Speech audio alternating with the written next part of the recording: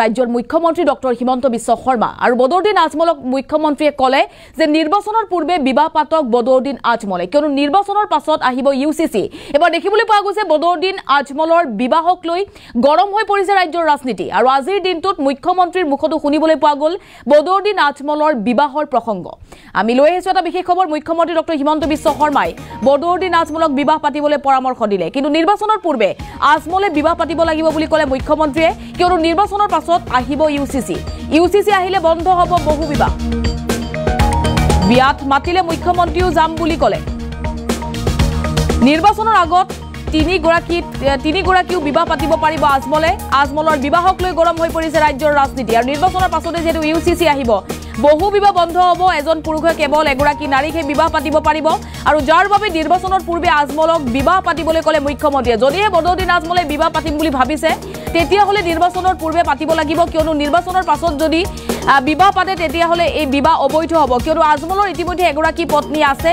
গতিকে দ্বিতীয়গৰাকীক যদি বিবাহ পাতে তেতিয়াহ'লে নিৰ্বাচনৰ আগতেই পাতক বুলি মুখ্যমন্ত্ৰীয়ে বদৰুদ্দিন আজমলক পৰামৰ্শ আগবঢ়াইছে। আৰু শেহতীয়াকৈ বদৰুদ্দিন আজমলৰ বিবাহৰ প্ৰসংগক লৈ যেন ৰকিবুল হুছেইনে মন্তব্য কৰিছিল যে বদৰুদ্দিন আজমলে এতিয়াও বিবাহ পাতিব মন আছে বুলি বদৰুদ্দিন আজমলক ৰকিবুল হুছেইনে মন্তব্য কৰাৰ পাছতে দেখিবলৈ পোৱা গৈছিল ৰাজ্যৰ ৰাজনীতিত বদৰুদ্দিন আজমলৰ বিবাহৰ প্ৰসংগত যথেষ্ট চৰ্চা লাভ কৰিছিল। আৰু এইবাৰ বদৰুদ্দিন আজমলক নিৰ্বাচনৰ পূৰ্বে বিবাহ পাতিবলৈ ক'লে মুখ্যমন্ত্ৰী ডক্টৰ হিমন্ত বিশ্ব শৰ্মাই।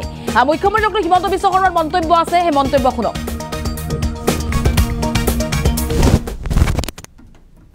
তেওঁ বিয়া এতিয়াই পাতি লওক, ইলেকশ্যনৰ পিছত অসমত ইউচিচি আহিব, তেতিয়া পাতিলে এৰেষ্ট হ'ব। গতিকে ইলেকশ্যনৰ আগতে কইনা লৈ পাতি ল'লে ঠিক আছে, তেতিয়া মাতিলে আমিও যাম, কাৰণ এতিয়ালৈকে ইলিগেল নহয়। মই যিমান দূৰ জানো তেখেতৰ এগৰাকীয়ে পত্নী আছে, আজি দুগৰাকী তিনিগৰাকীও তেওঁ বিয়া কৰাব পাৰে। কিন্তু ইলেকশ্যনৰ ঠিক পিছতেই আমি বহু বিবাহ বন্ধ কৰিম, তাৰ গোটেই প্ৰস্তুতি সম্পূৰ্ণ।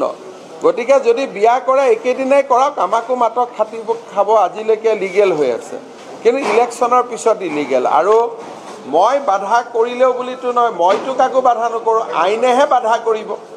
আৰু আইনে বাধা কৰা কাম এটা জোৰ জবস্তি কৰিলে আইনে ব্যৱস্থা লয়। We are considering both, but we are ৱেইটিং for some issues to be resolve. So all these will be resolved after the parliamentary. তেওঁ বিয়া এতিয়াই পাতি লওক, ইলেকশ্যনৰ পিছত অসমত ইউচিচি আহিব, তেতিয়া পাতিলে এৰেষ্ট হ'ব। গতিকে ইলেকশ্যনৰ আগতে কইনা লৈ পাতি ল'লে ঠিক আছে, তেতিয়া মাতিলে আমিও যাম, কাৰণ এতিয়ালৈকে ইলিগেল নহয়। মই যিমান দূৰ জানো তেখেতৰ এগৰাকীয়ে পত্নী আছে, আজি দুগৰাকী তিনিগৰাকীও তেওঁ বিয়া কৰাব পাৰে। কিন্তু ইলেকশ্যনৰ ঠিক পিছতেই আমি বহু বিবাহ বন্ধ কৰিম, তাৰ গোটেই প্ৰস্তুতি সম্পূৰ্ণ। গতিকে যদি বিয়া কৰে একেদিনাই কৰক, আমাকো মাতক খাব, আজিলৈকে লিগেল হৈ আছে, কিন্তু ইলেকশ্যনৰ পিছত ইলিগেল। আৰু মই বাধা কৰিলেও বুলিতো নহয়, মইতো কাকো বাধা নকৰোঁ, আইনেহে বাধা কৰিব।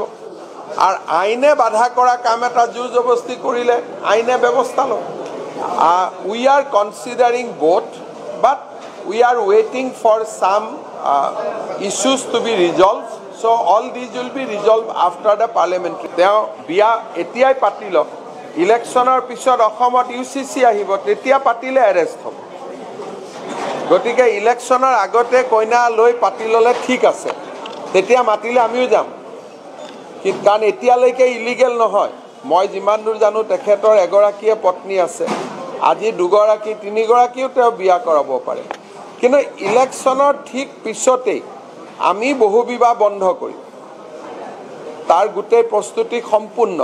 গতিকে যদি বিয়া কৰে একেদিনাই কৰক, আমাকো মাতক খাব, আজিলৈকে লিগেল হৈ আছে, কিন্তু ইলেকশ্যনৰ পিছত ইলিগেল। আৰু মই বাধা কৰিলেও বুলিতো নহয়, মইতো কাকো বাধা নকৰোঁ, আইনেহে বাধা কৰিব। আৰু আইনে বাধা কৰা কাম এটা জোৰ জবস্তি কৰিলে আইনে ব্যৱস্থা লয়। We are considering both, but we are waiting for some issues to be resolved. So all these will be resolved after the parliamentary. তেওঁ বিয়া এতিয়াই পাতি লওক, ইলেকশ্যনৰ পিছত অসমত ইউচিচি আহিব, তেতিয়া পাতিলে এৰেষ্ট হ'ব। গতিকে ইলেকশ্যনৰ আগতে কইনা লৈ পাতি ল'লে ঠিক আছে, তেতিয়া মাতিলে আমিও যাম, কাৰণ এতিয়ালৈকে ইলিগেল নহয়। মই যিমান দূৰ জানো তেখেতৰ এগৰাকীয়ে পত্নী আছে আজি দুগৰাকী তিনিগৰাকীও তেওঁ বিয়া কৰাব পাৰে কিন্তু ইলেকশ্যনৰ ঠিক পিছতেই আমি বহু বিবাহ বন্ধ কৰিম তাৰ গোটেই প্ৰস্তুতি সম্পূৰ্ণ গতিকে যদি বিয়া কৰে একেদিনাই কৰক আমাকো মাতক খাব আজিলৈকে লিগেল হৈ আছে কিন্তু ইলেকশ্যনৰ পিছত ইলিগেল আৰু মই বাধা কৰিলেও বুলিতো নহয় মইতো কাকো বাধা নকৰোঁ আইনেহে বাধা কৰিব আৰু আইনে বাধা কৰা কাম এটা জোৰ জবস্তি কৰিলে আইনে ব্যৱস্থা লয় we are considering both but we are ৱেইটিং ফৰ সাম